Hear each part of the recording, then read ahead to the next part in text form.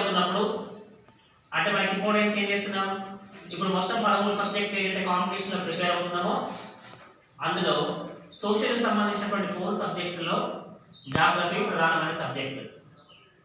ఇక క్లాస్ చెప్పినప్పుడు ఏం చేస్తున్నామంటే ఇవాళ 2020 ఓకేనా నవంబర్లో ఉన్నాం. ఎగ్జాంపుల్ ఇక్కడ ఏదైనా కొత్త రాష్ట్రం ఇప్పుడు ఏర్పడింది అనుకోండి, అంటే కరెంట్ అఫైర్స్ కూడా యాడ్ చేసుకొని ఇక్కడ టాపిక్స్ ని మనం ప్రిపేర్ చేసుకుంటుంటా ఉన్నాం. 2020 నవంబర్ వరకు ఇప్పుడు మనం చెప్తున్న టాపిక్ ఏదైనా కరెంట్ అఫైర్స్ యాడ్ అవుతే ఆ కరెంట్ అఫైర్స్ కూడా యాడ్ చేసుకొని సబ్జెక్ట్ ని అప్ టు డేట్ గా మనం ముందుకు పోతుంటాం అన్నట్టు. ఎప్పుడో చదివింది ఇప్పుడు చదవకుండా ఇవాళ 2020లో జాగ్రత్తకు సంబంధించినటువంటి ఇంపార్టెంట్ విషయాలు ఏమైనా యాడ్ అవుతున్నాయా చూసుకొని టాపిక్ ని ముందుకు వెళ్తుంటాం. మరి ఎప్పుడో బుక్ లో కూడా చదవకుండా కరెంట్ అఫైర్స్ యాడ్ చేసుకోవాలని అర్థం. ఒక్క హిస్టరీకి మాత్రమే సబ్జెక్ట్ యాడ్ అవ్వదు, మిగిలిన అన్ని సబ్జెక్టులకు కొద్ది గొప్ప ఎక్కువగా కరెంట్ అఫైర్స్ యాడ్ అవుతుంటారు. ఇప్పుడు ఒకసారి భారతదేశం ఉనికి క్షేత్రం ఏమైనా చూస్తే ఫస్ట్ భారతదేశం ఆసియా ఖండంలో దక్షిణాన ఉంటుంది భారతదేశం. ఈ భారతదేశానికి మనం ఒకసారి చూసినట్లయితే 3 వైపులా నీరుండి ఒకవైపు భూభాగం ఉన్నది. అంటే భారతదేశాన్ని తూర్పున బంగాళాఖాతం,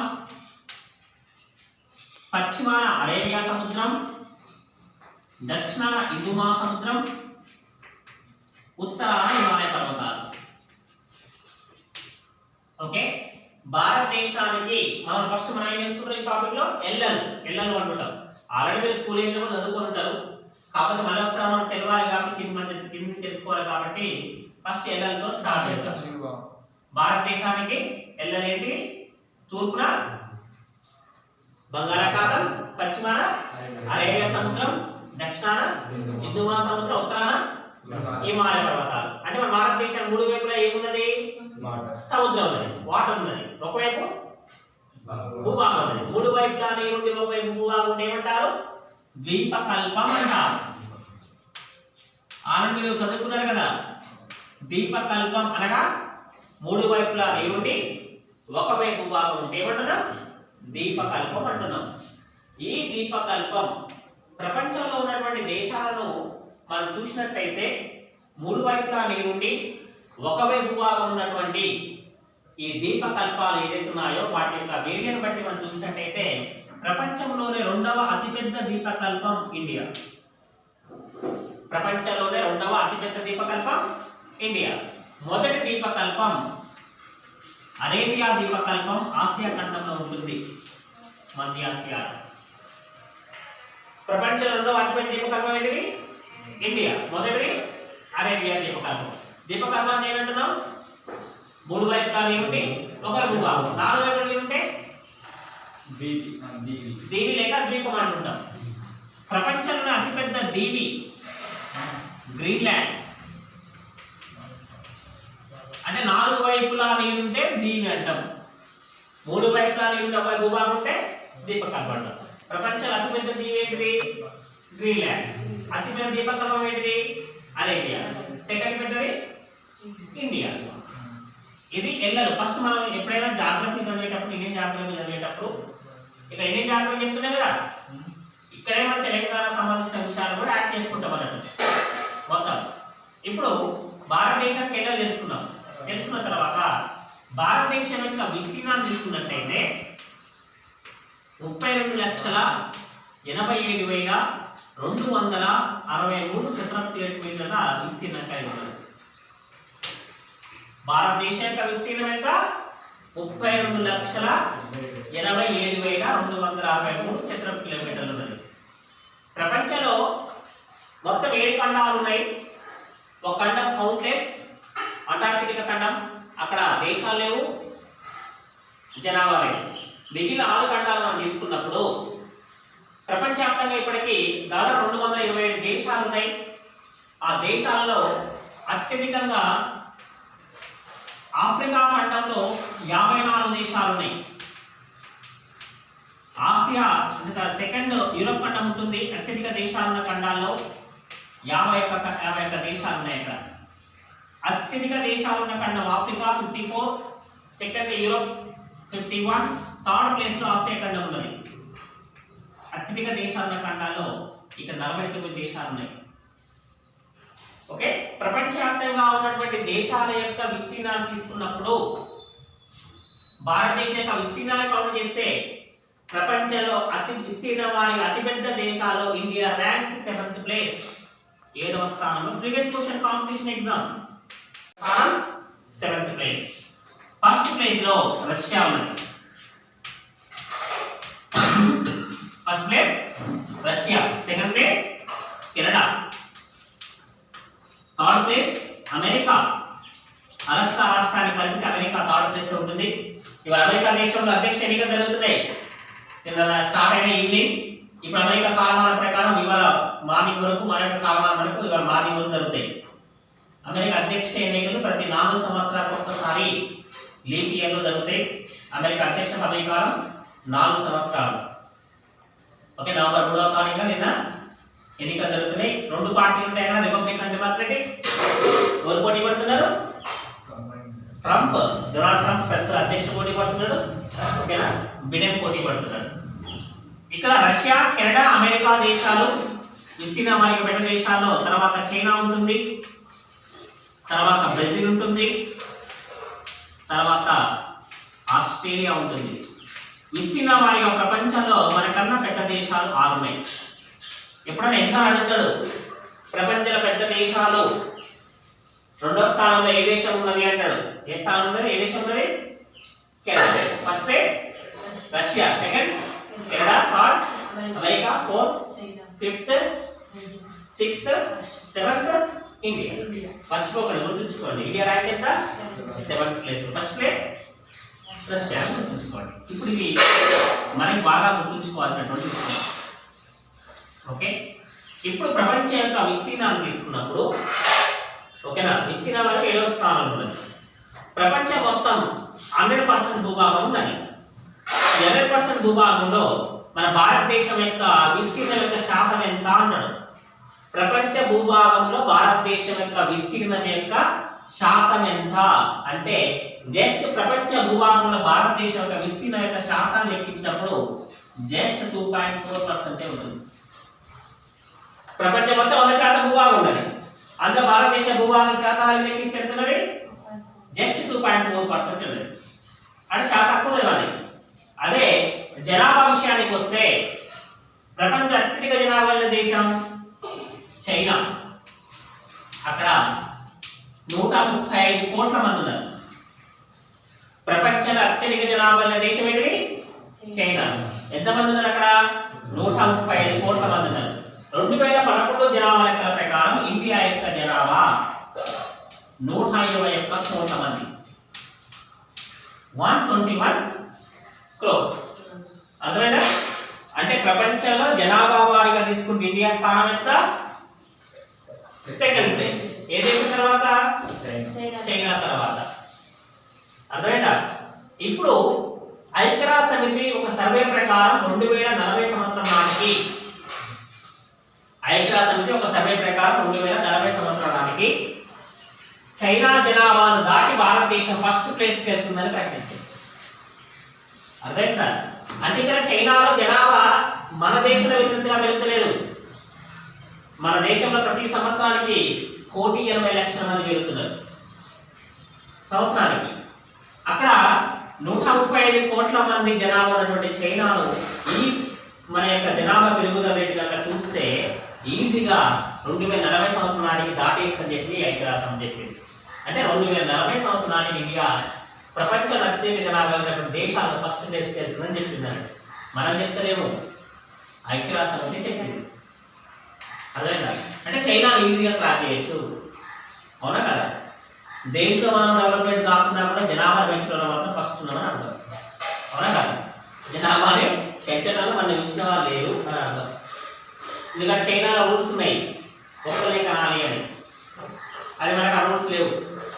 అక్కడ ఒక్కలే కానీ ఒకవేళ గవర్నమెంట్ ఉపయోగాలు ఇద్దరిని కనాలనుకోండి, గవర్నమెంట్ స్కీమ్స్ పరంగా వచ్చే రాయితీలు ఏవైతున్నాయో వాళ్ళకి క్లోజ్ చేసుకుంటూ వస్తారు. అలాగే వాళ్ళ ఫైన్ వేస్తారు. అక్కడ రూల్స్ చాలా స్ట్రాంగ్గా ఉంటాయి. మన కాడ స్ట్రాంగ్గా లేదు. అందుకే విపరీతంగా జనాభా పెరుగుతున్నది. ఓకేనా? గుర్తుంచుకోండి. ఇక్కడ ప్రపంచంలో జనాభాను ఇప్పుడు 740 కోట్ల మంది ఉన్నారు ప్రపంచవ్యాప్తంగా. ఈ 740 కోట్ల మందిలో ఈ రెండు దేశాల యొక్క జనాభా శాతాన్ని లెక్కిస్తే చైనా ప్రపంచ జనాభా శాతం వారిగా లెక్కిస్తే 19.5% ఉన్నది. ఇక్కడ ప్రపంచ జనాభాలో చైనా జనాభా యొక్క శాతం ఎంత? 19.5. అంటే ప్రపంచంలో 100 మంది ఉన్నారు అనుకోండి, అన్ని దేశాల చెంది 100 మంది ఉంటే 100 మంది ఇక్కడ నిలబెడితే అందులో 19.5 మంది చైనా వాళ్ళే.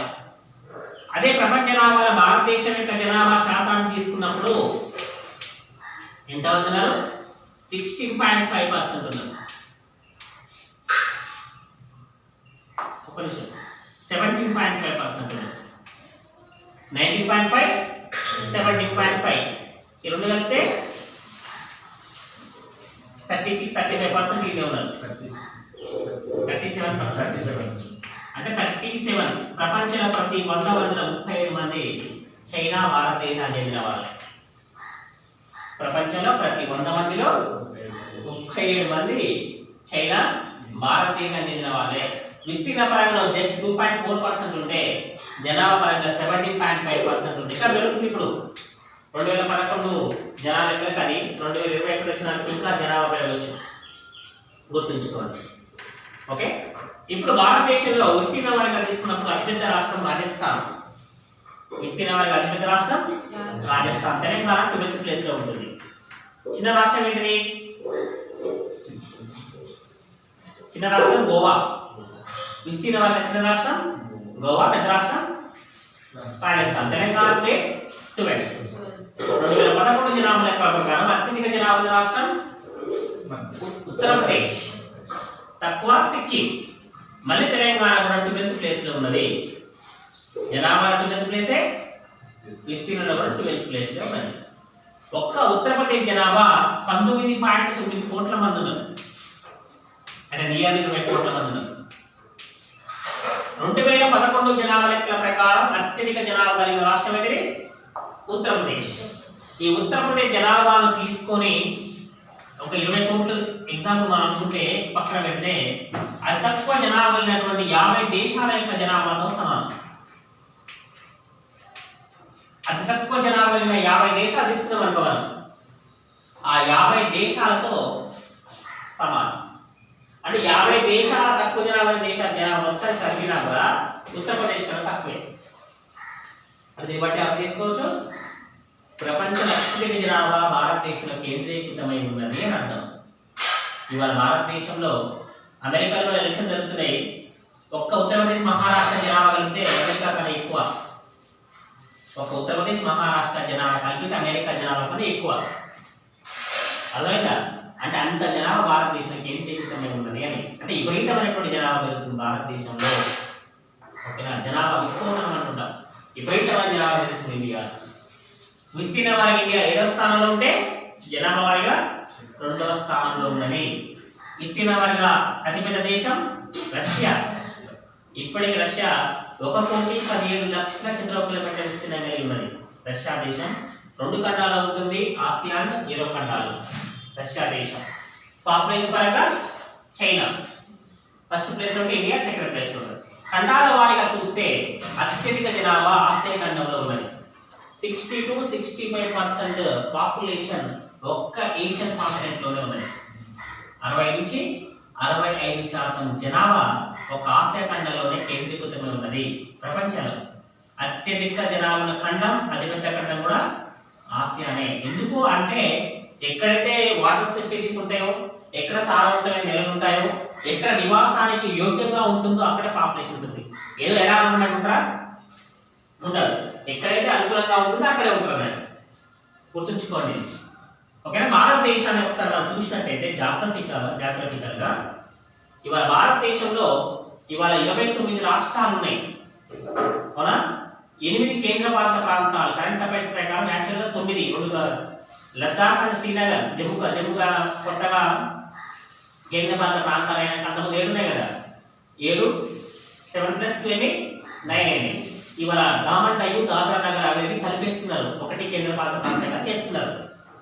కాబట్టి ఏదైతే కేంద్రపాలిత ప్రాంతాలు రాష్ట్రాలు 29, కేంద్రపాలిత ప్రాంతాలు 8. కరెంట్ అఫైర్స్ ప్రకారం 8 అవుతున్నాయి. దాద్రా నగర్ హవేలీ అండ్ డామన్ డయ్యూను రెండింటిని కలిపి ఒకే కేంద్రపాలిత ప్రాంతంగా కేంద్ర ప్రభుత్వం ప్రకటించింది. అంటే తెలంగాణ కొత్త రాష్ట్రం ఏర్పడిన తర్వాత 29 రాష్ట్రాలనే ఎన్ని కేంద్రపాలిత ప్రాంతాలనే 8 కేంద్రపాలిత ప్రాంతాలు డామన్ డయ్యూ అండ్ దాద్రా నగర్ హవేలీ కలిసిన తర్వాత అందులో విస్తీర్ణ వారిగా అతిపెద్ద రాష్ట్రంగా రాజస్థాన్, విస్తీర్ణ వారిగా చిన్న రాష్ట్రంగా గోవా ఉన్నది. కేంద్రపాలిత ప్రాంతాల పెద్దది అండమాన్ నికోబార్ దీవులు, చిన్నది లక్షద్వీపులు అని గుర్తుంచుకోండి. కేంద్రపాలిత ప్రాంతాలంటే కేంద్రం లెఫ్టినెంట్ గవర్నర్ చేత పరిపాలించబడే ప్రాంతాలు కేంద్ర కేంద్రంలో ఉండే కేంద్రపాలిత ప్రాంతాలు. 29 రాష్ట్రాలు,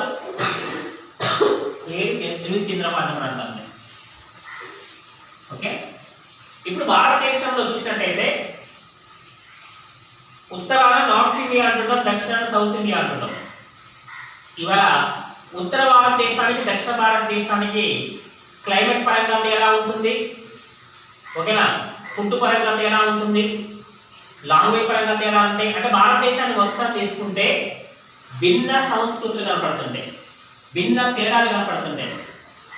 అంటే ఎగ్జాంపుల్ చూస్తే రకరకాల భాషలు ఉంటాయి, రకరకాల మతాలు ఉన్నాయి, రకరకాల వేషధారాలు ఉన్నాయి, రకరకాల ఆహార అలవాట్లు ఉన్నాయి. చూస్తాను మనుషులు కూడా తేడా ఉంటారు, అవునా కదా. అలాగే వర్షపాతం తేడా ఉంటుంది, క్లైమేట్ తేడా ఉంటుంది. అంటే అనేక రకాల భిన్నాలు ఉంటాయి. ఎన్ని భిన్నాలు ఉన్నా భిన్నత్వం ఏకత్వం భారతదేశాన్ని అంటుంటాం మనం. అంటే ఎగ్జాంపుల్ తీసుకుంటే ఒక యూరోప్ ఖండాలు తీసుకున్నాం అనుకోండి, అక్కడ ఎన్ని దేశాలు ఉన్నాయి? 51 కంట్రీస్ ఉన్నాయి యూరోప్ ఖండంలో.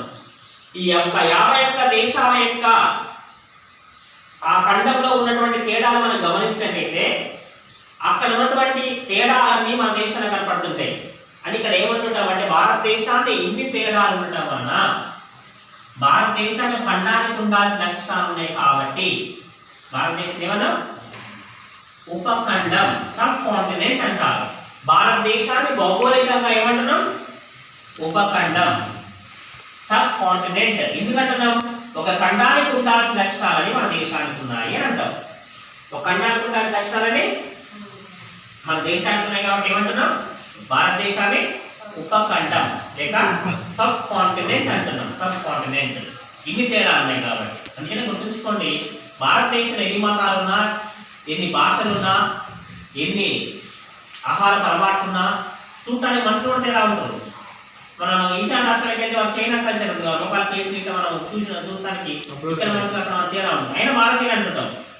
అదే భారతదేశం ఉపఖండంగా పిలుస్తుందా భౌగోళికంగా. ఇప్పుడు ఒకసారి భారతదేశం గురించి చూసినట్టయితే, ఉనికి చూసినట్టయితే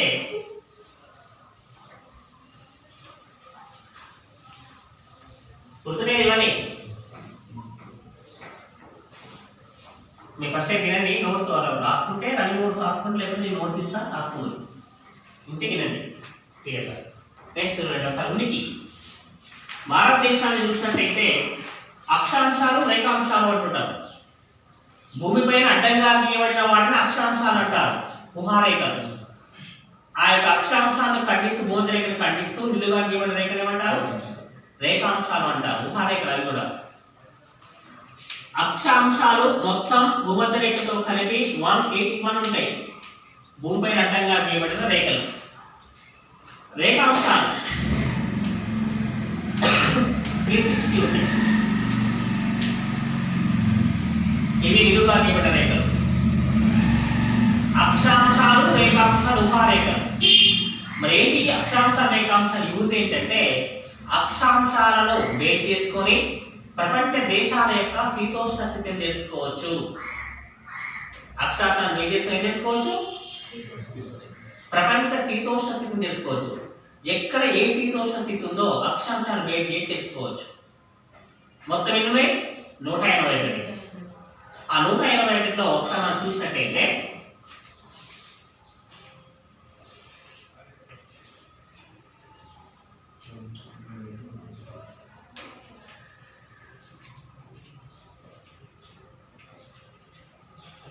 ఇది భూమధ్య రేఖ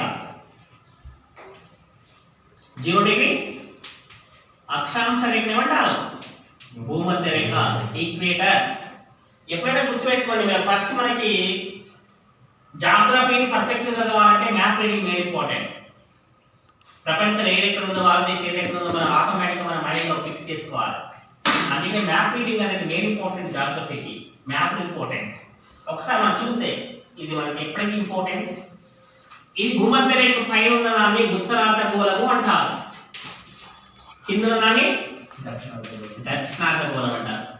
ఉత్తరార్ధగోళం దక్షిణార్ధగోళంగా భూభాగాన్ని భూమిని విభజిస్తున్నది ఏంటిది భూమధ్య రేఖ.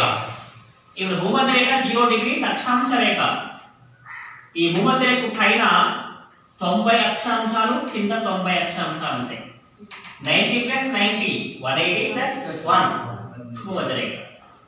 ఇక్కడ ఉత్తరాన 23.5 డిగ్రీల అక్షాంశ రేఖ ఉంటుంది ఒకటి, దాన్ని కర్కట రేఖ అంటారు. ఇంగ్లీష్ లో టాపిక్ ఆఫ్ క్యాన్సర్ కర్కట రేఖ అంటారు. దక్షిణాన 23.5 డిగ్రీల అక్షాంశ రేఖను మకర రేఖ అంటారు. Tropic of Capricorn. ఉత్తరాన 66.5 డిగ్రీల అక్షాంశ రేఖను ఆర్కిటిక్ అంటారు. ఇక్కడ 90 డిగ్రీస్ ఉత్తర ధ్రువం, ఇక్కడ 90 డిగ్రీ దక్షిణ ధ్రువం. ఇక్కడ 66 డిగ్రీల దక్షిణ అక్షాంశ రేఖను అంటార్కిటికా అంటారు. అర్థమైందిగా? 0 డిగ్రీస్ అక్షాంశ రేఖను ఏమంటారు 0 డిగ్రీస్ అక్షాంశ రేఖను భూమధ్య రేఖ. 23.5 ఉత్తర అక్షాంశ రేఖను కర్కట రేఖ. 66.5 ఉత్తర అక్షాంశ రేఖను ఆర్కిటిక్. 90 డిగ్రీస్ ఉత్తర ధ్రువం. దక్షిణ 23 డిగ్రీల అక్షాంశ రేఖను మకర రేఖ. 66 దక్షిణ అక్షాంశ రేఖను అంటార్కిటికా. 90 దక్షిణ, ఇక్కడ దక్షిణ ధ్రువం అంటారు. భూమధ్య రేఖ పైన ఉత్తర ధ్రువం, పైన కింద దక్షిణ ధ్రువం. ఇప్పుడు అక్షాంశాల సాయంతో ఏం తెలుసుకుంటున్నాము? ప్రపంచ దేశాల యొక్క శీతోష్ణ స్థితి తెలుసుకుంటున్నాను. అంటే నీకు మనకి అక్షాంశ రేఖాంశం చెప్పేటప్పుడు నీకు పూర్తిగా చెప్తా. ఇప్పుడు జస్ట్ ఏంటి ఏ అక్షాంశాల వద్ద ఏముంటుందో దాన్ని మన శీతోష్ణ తెలుసుకోవడానికి ఉపయోగపడుతుంది. ఒక అక్షాంశానికి మరొక అక్షాంశానికి మధ్య డిస్టెన్స్ చూసినట్టయితే 111.4 కిలోమీటర్ల డిస్టెన్స్ ఉంటుంది. ఓకేనా? వీటి సమాంతరంగా గీయటం వల్ల సమాంతర రేఖలు అంటారు. ఒక అక్షాంశానికి మరొక అక్షాంశానికి మధ్య డిస్టెన్స్ ఎంత? 111.4 కిలోమీటర్లు ఉంటుంది. అక్షాంశాన్ని ఏమంటారు? సమాంతరంగా గీస్తుంటా ఉంటారు కాబట్టి సమాంతర రేఖలు అంటారు. ఈ ఊహారేఖ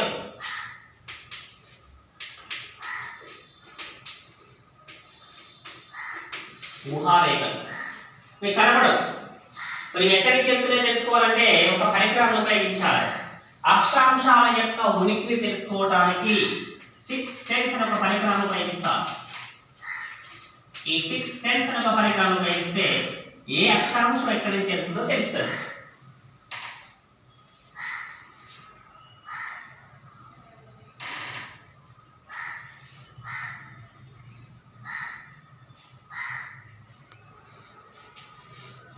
భారతదేశం ఇక్కడ ఉంటుంది అన్నట్టు. భారతదేశం ఉత్తరార్ధగోళంలో ఉందా దక్షిణార్ధగోళంలో ఉందా? ఉత్తర ధ్రువం అంటే ఉత్తరార్ధగోళంలో ఉన్నది. భూమి పైంది కదా, అదే కింద ఉంటే దక్షిణార్ధగోళం. ఒక అక్షాంశాన్ని వరకు అక్షాంశానికి తేడా డిస్టెన్స్ ఎంత? 111.4 కిలోమీటర్లు. వీటిని ఏమంటున్నాం? ఊహారేఖలు. కనపడవు. ఒక ఊహారేఖలు మనకి ఎక్కడి నుంచి చెప్తుంది తెలవాలంటే ఏ పరికరం ఉపయోగిస్తాం? 6 టెన్స్ అంటారు. భారతదేశం ఎక్కడ ఉన్నది? ఉత్తరార్ధగోళం ఉన్నది. భారతదేశం అక్షాంశాల పరంగా చూస్తే ఉనికి పరంగా 8 నుండి 37 ఉత్తర అక్షాంశాల మధ్య విస్తరించి ఉన్నది. 8 నుండి 37 ఉత్తర అక్షాంశాలు భారతదేశం గుండా వెళ్తున్నాయి. ఉత్తరార్ధగోళం కాబట్టి ఉత్తర అక్షాంశాలు అన్నాం. అదే రేఖాంశాల పరంగా చూస్తే 68 నుండి 97 తూర్పు రేఖాంశాల మధ్య భారతదేశం విస్తరించున్నది. తూర్పు ఎందుకంటున్నామంటే ఇక్కడ 0 degrees